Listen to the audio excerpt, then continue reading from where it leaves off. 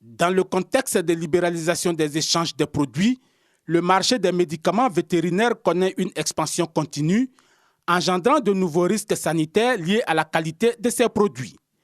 Aujourd'hui, l'usage intempestif de ces médicaments vétérinaires, surtout des antibactériens, commence à inquiéter. Pour plusieurs infections affectant l'homme, comme la pneumonie, la tuberculose, la septicémie et la gonorrhée, ou l'animal, le traitement devient plus difficile, voire impossible parfois, du fait de la perte d'efficacité des antibiotiques. Une meilleure gestion de ces antibiotiques implique la mise en place d'une politique régionale. Nous appelons les autorités nationales à soutenir fermement tous les secteurs concernés en encourageant une utilisation prudente et responsable de bonnes pratiques et la mise en œuvre des normes et recommandations bien établies.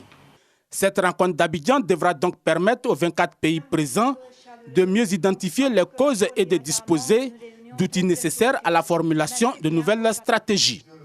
Sur ce chantier, la Côte d'Ivoire a déjà un plan d'action qui n'attend que des financements. La communication et la formation y occupent une place importante, tout comme l'amélioration des mesures de prévention des maladies infectieuses, la mise à disposition de meilleurs outils de diagnostic, la réduction de l'utilisation, surtout abusive, des antibiotiques et le suivi de l'antibiorésistance.